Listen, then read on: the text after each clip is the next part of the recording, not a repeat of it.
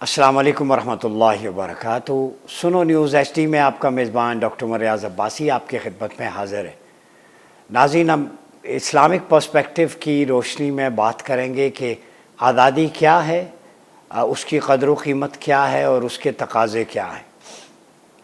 کل ہم نے 14 اگست پاکستان کے یوم آزادی پہ ایک ویلاگ کیا تھا، تعمیل سے تکمیل تک۔ تو آج میں چاہ رہا ہوں کہ اس پرسپیکٹو کو، ایک تو ہم نے قرآنک پرسپیکٹو اس میں لیا تھا، دعائے سیدنا ابراہیم اور امن اور معیشت کے حوالے سے جو ذکر سورہ بقرہ کی آیت نمبر 126 میں ہے۔ آج ہم ایک سوال جو ہے وہ بہت سارے لوگوں نے کل میں، چونکہ اپنے آبائی گاؤں میں اسکول کی ایجوکیشن کی 14 اگست کی تقاریب میں شریک تھا، تو وہاں پہ بھی کچھ دوستوں نے پوچھا کہ آزادی کا دن منانا کیسے ہے اسلامی تناظر میں۔ بنیادی طور پہ پاکستان اللہ رب العزت کی ایک بہت بڑی نعمت ہے، نعمت عظمیٰ کہیں، اور نعمت کے حصول پہ قرآن مجید میں متعدد آیات ہیں۔ اظہار تشکر بجا لانا واجب ہے، جسے ہم کہتے ہیں مینڈیٹری ہے۔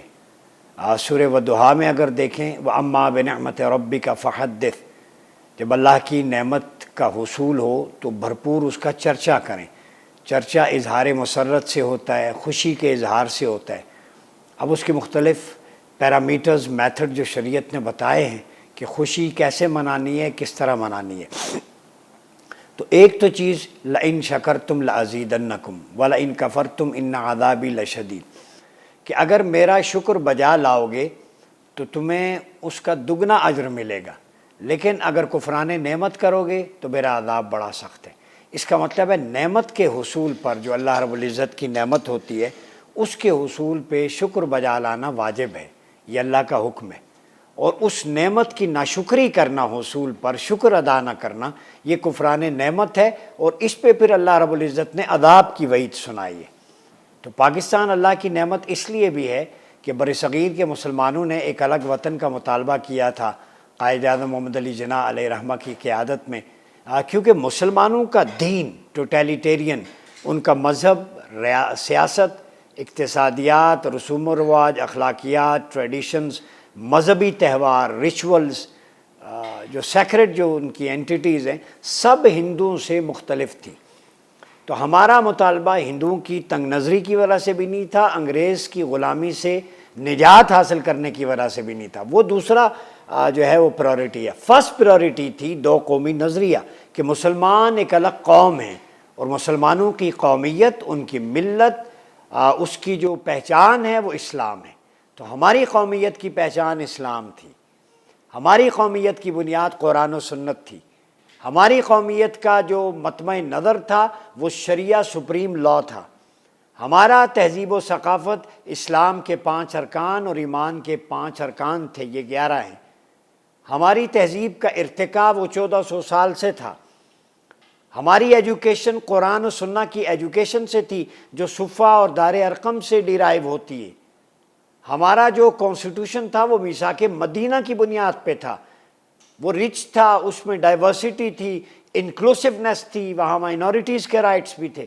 تو اس لیے ضروری تھا پاکستان بننا۔ پاکستان بننا اس لیے بھی ضروری تھا کہ ہماری اکانومی وہ ڈیرائیو ہوتی ہے موقعات مدینہ سے، ہے وہ ہیو ناٹ سے۔ ہمارا ہیومن رائٹس جو 1400 سال پہلے نبی پاک صلی اللہ علیہ وسلم نے خطبہ حجت الوداع کی صورت میں دے دیا تھا۔ ہماری ایجوکیشن پالیسی تو صفہ و دار ارقم تھی، لارڈ میکالے کی نہیں تھی۔ تو نہ ہم انگریز سے جو ہے وہ ٹیلی کرتے تھے، نہ ہندوؤں سے۔ ہمارا کلچر تو پرانا 1400 سال پہلے تھا۔ قائد اعظم محمد علی جناح نے فرمایا تھا کہ آپ مجھ سے پوچھتے ہیں قانون کیا ہوگا، میں کون ہوتا ہوں قانون کے بارے میں طے کرنے والا؟ اٹھائیں اسپیچز آل انڈیا مسلم لیگ کے اجلاس کی۔ فرمایا ہمارا قانون 1400 سال پہلے اللہ رب العزت نے قرآن مقدس کی صورت میں طے کیا تھا۔ پھر لوگوں نے پوچھا کہ چلیں وہ قرآن و سنت ہے، اجرا کیسے ہوگا اس قانون کا، جاری کیسے ہوگا، کوئی مثال نہیں۔ فرمایا جیسے آپ صلی اللہ علیہ وسلم نے مدینہ طیبہ کے اندر اس کی ریاست کی صورت میں نافذ کیا، اور خلفائے راشدین نے 30 سال میں ادارے بنا کر انسٹیٹیوشن بلڈنگ کر کے دی، ہم اسی طرح پاکستان کو اس طرز پہ چلائیں گے۔ تو قائد اعظم محمد علی جناح ایک ایسا پاکستان چاہتے تھے جہاں سپریم لا قرآن و سنت ہو، جہاں پر نظام مصطفیٰ ہو، جہاں پر ادارے خلافہ علی منہاج النبوہ کی بنیاد پر قائم ہو، یہ وہ پاکستان تھا جس میں عدل فاروقی کی بنیاد پر ہو، جس میں گورننس سیدنا علی کے رولز آف گورننس کی صورت میں ہو، جس میں جنراسٹی اور سخاوت اور غریبوں کی داد رسی سیدنا عثمان غنی رضی اللہ تعالیٰ عنہ ریفارمز ایجنڈے کی صورت میں ہو، جس میں جو فتنوں کا خاتمہ، جس میں اداروں کی تقسیم وہ سیدنا ابوبکر صدیق رضی اللہ تعالیٰ عنہ کے ماڈل پہ ہو۔ یہ پورا ماڈل قائد اعظم نے بیان کر دیا۔ تو قائد اعظم بھی خلافہ علی منہاج النبوہ کی طرز پہ پاکستان میں اسلامی ریاست چاہتے تھے، جس کی بنیاد تھیوکریسی نہیں ہے۔ تھیوکریسی میں پاپائیت کسی شخص کے سامنے جواب دہ ہونا ہے، وہ آل ان آل ہوتا ہے۔ اسلامی نظام خلافت جمہوریت اور تھیوکریسی سے اس طرح مختلف ہے کہ اس میں نیا قانون ڈیفائن کرنے کی ضرورت ہی نہیں ہے۔ آپ کے پاس قانون قرآن و سنت موجود ہے، راہ عمل بھی سنت و سیرت مصطفیٰ کی صورت میں، اور نظام عمل ریاست مدینہ اور خلافت راشدہ کی صورت میں موجود ہے۔ کتنا خوبصورت نظام ہے، آپ کو تو ڈیفائن کرنے کی ضرورت، صرف اس سانچے کو یہاں پہ ڈھالنے کی ضرورت ہے۔ تو ہمیں محنت نہیں کرنی پڑنی اتنی۔ قائد اعظم کے مطمع نظر یہی تھا، سب کچھ تو موجود ہے، ہاں اس کو ڈھالنے کے لیے، نظام کو بنانے کے لیے ایسے افراد تیار کیے جائیں جو اس نظام میں ڈھل سکیں، رول ماڈل ہوں، اور پھر اس نظام پر عمل پیرا ہو سکیں۔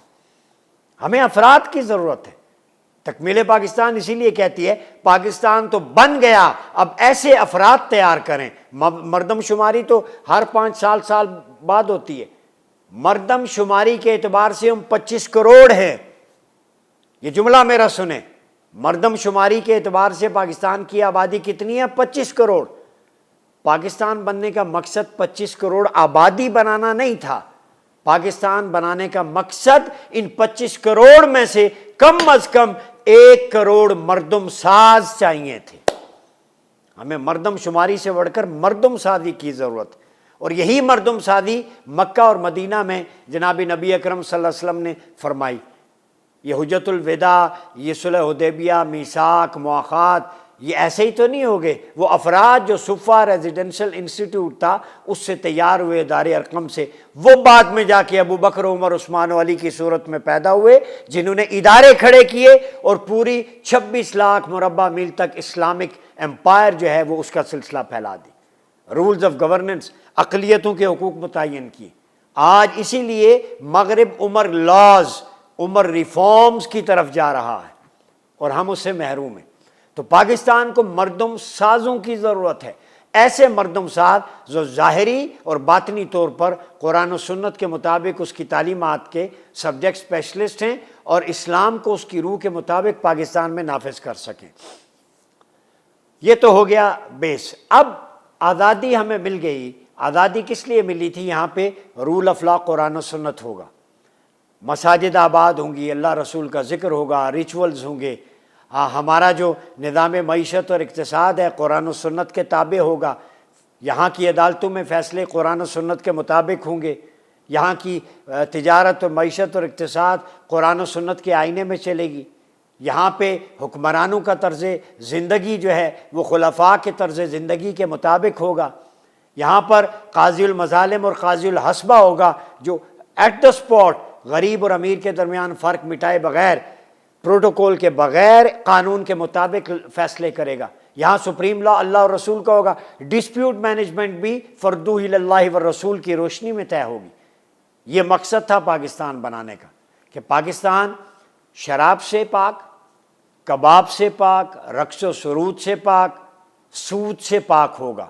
لیکن آج الٹ ہو رہا ہے۔ آج یہ ساری چیزیں یہاں پہ موجود ہیں اس پاک سرزمین میں جو ناپاک نجس جنہیں قرآن نے کہا، انما الخمر والمیسر والانصاب والاجسام رجس من عمل الشیطان، یہ ناپاک چیزیں شیطانی اعمال میں سے ہیں، چاہے شراب ہے، پانسے ہیں، گیمبلنگ ہے، اسپاٹ فکسنگ ہے، یہ ولگیرٹی جتنی بھی ہے، ان کو اللہ نے رجس، ناپاک قرار، نجس قرار دیا ہے، یہ شیطانی عمل قرار دیا گیا۔ فَاجْتَنِبُوهُ، اس سے بچو، لعلکم تتقون، تاکہ تم متقی بن سکو۔ تو جن چیزوں کو ناپاک قرار دیا وہ ہماری پاک سرزمین میں، نام بھی پاکستان، اس میں ان ساری ناپاک چیزوں کا ڈیرا ہے آج، اور جو پاک چیزیں تھیں، طیب اور حلال تھیں، وہ مساجد ہیں، وہ بلا سود بینکاری ہے، وہ اقتصاد ہے، عدل ہے، مساوات ہے، سنت و سیرت ہے، وہ ساری چیزیں آج پامال ہو رہی ہیں۔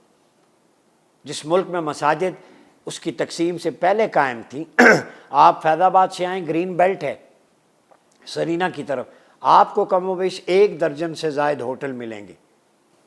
وہاں پہ جو ہے وہ اسلام آباد کلب بھی ہے ایلیٹ کلاس کے لیے، ہر کوئی تو اس کا ممبر نہیں بن سکتا نا، ظاہر ہے یہ معاشرہ اشرافیہ کا معاشرہ ہے، وہ چند لوگ جو اس کے ممبر ہیں۔ اب وہ برلب سڑک ہے، چونکہ وہاں پہ ان کی عیاشیاں شامیں گزرتی ہیں، ان کی خلوتیں ہوتی ہیں، جلوتیں ہوتی ہیں، روشنیاں ہوتی ہیں، لہذا وہ کوئی پرابلم کریٹ نہیں کر رہا۔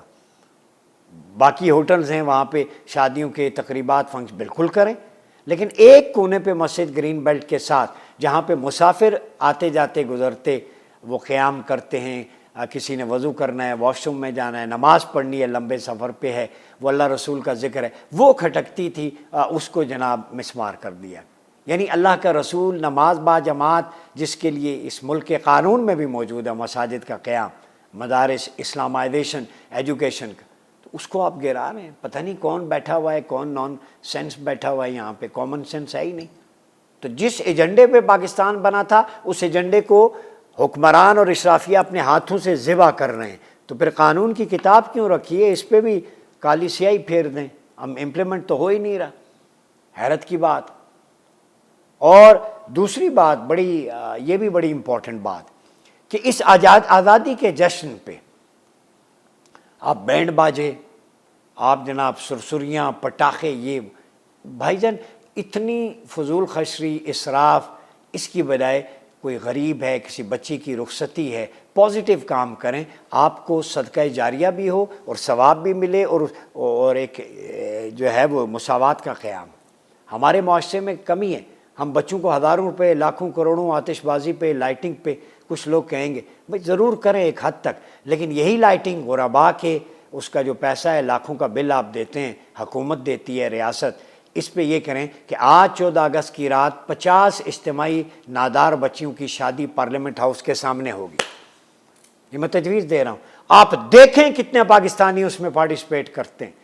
یہ خوشی اللہ کی بارگاہ میں قبول ہوگی کہ اس سال اسلام آباد کی شاہراہ دستور پہ بچیوں کی رخصتی کروائی گئی، اتنی بچیوں کو اسکالرشپ دیا گیا، اتنیوں کو فری ایڈمیشن دیا گیا، اتنے آرفنز انسٹیٹیوٹ کھولے گئے، لیکن وہ لاکھوں کروڑوں کا بل ضرور بھرنا ہے پٹاخوں پہ۔ مری مال روڈ میں بھی دیکھیں تو ہمیں اپنی ٹریڈیشنز کو بھی ذرا بہتر کرنا ہوگا کہ ایسے فلاحی کاموں پہ خرچ کریں جس سے بہتری ہو۔ بارشوں کا مہینہ ہے، اب اس میں آپ درخت لگاتے، وہ صدقہ جاریہ بھی ہے، سنت بھی ہے، ٹھیک ہے، اور یہ 2 اجر آپ کو ہو گئے۔ تیسرا گرین پاکستان، پہاڑ کی میخیں درخت آپ نے کاٹے، آج باغ میں، بنیر میں، سوات میں فلیٹ فلش کیوں آتا ہے؟ آپ کی پالیسی کھو کھاتے ہیں۔ کدھر گئے گرین پاکستان؟ آج پورے پہاڑ ریزہ ریزہ ہو کے گر رہے ہیں، پورا ملک سیلاب کا منظر پیش کر رہا ہے، درخت کٹائی۔ یہ جنگل ٹیمبر مافیا جنہوں نے درخت کاٹے ہیں ان سے کون پوچھے گا؟ میرے ملک کا برا حال کرتے جا رہے ہیں، اور اوپر سے ایوارڈ کی تقاریب اور نکمے ایوارڈ تو ایسے اس کی بے توقیری کر رہے ہیں، سول ایوارڈ، نشان پاکستان، کہ ایوارڈ بھی شرما رہا ہوگا پتہ نہیں کس کھاتے میں مجھے ہر کسی کی جھولی میں ڈال رہے ہیں۔ تو کوئی خوف خدا کریں، وہ اس طرح تھوک کے حساب سے یہ چیزیں نہ کریں۔ پاکستان ہمارا گلشن ہے، ہمارا اپنا ملک ہے، یہ ہدیہ تشکر بجا لانا ہے تو پہلے اسلام جس مقصد کے لیے پاکستان بنا ہے اس کو نافذ کریں۔ اس میں پتہ نہیں کیوں تکلیف ہوتی ہے، کسی کو سانپ سونگھ جاتا ہے، مطلب آپ کے پروٹوکولز۔ کل میں ایک پولیس والے کا پڑھ رہا تھا، ڈی سی صاحب میں کوئی اسلام آباد میں کدھر، وہ خاتون تھی، بچی تھی، وہ تھوڑی سی وائلیشن ہوئی ٹریفک کی، یا بیلٹ نہیں باندھا، ماں بیمار تھی، ان کو تھانے میں لے گئے، دھمکیاں دیں، میجسٹریٹ کے سامنے پیش کیا، معافی نامہ لے کے جان چھوٹی۔ تو اگر کسی بڑے کی گاڑی ہوتی تو کسی کو ضرورت ہوتی؟ یہ اے سی ڈی سی بھی اللہ کا خوف کریں، فرعون نہ بنیں، یہ عہدہ ہمیشہ نہیں ہوتا۔ آپ سی ایس ایس کر کے اس لیے نہیں جاتے کہ غریب کی ریڑھی کو الٹا دیں، پان والے کو تنگ کریں، عام شہری کو، کسی اسکواڈ والے کو، M N A M P A کو کبھی راستہ روک کے دکھائیں نا، جو اس طرح گھسیٹ کے گاڑیوں کو لے جاتے ہیں دھوئیں میں، پتہ ہی نہیں چلتا۔ تو یہ پاکستان ہمارا ہے، آزادی کا تقاضا جشن منانے کا یہ ہے، پازیٹیو کام کریں، شجر کاری کریں، اس موقع پہ غریب بچیوں کے لیے اناؤنس کریں اسکالرشپ. 14 اگست کی رات میں کہتا ہوں اجتماعی شادیاں ہوں, ضیافت, لنگر ہو غریبوں کے لیے, کوئی پازیٹیو امپاورمنٹ اسکلفل ایک پروگرام ہو, ادارے کھڑے کریں چھوٹے چھوٹے, اس میں مخیر آزاد پھر آپ کا ساتھ دیں گے. یہ لائٹنگ, بینڈ باجے, پٹاخے, شور شرابہ, یہ جو آپ کروڑوں روپیہ اس پہ ضائع کرتے ہیں, اس کی بجائے ہر 14 اگست پہ یہ اکٹھا پیسہ ایک ادارہ قائم ہو سکتا ہے, کھڑا ہو سکتا ہے.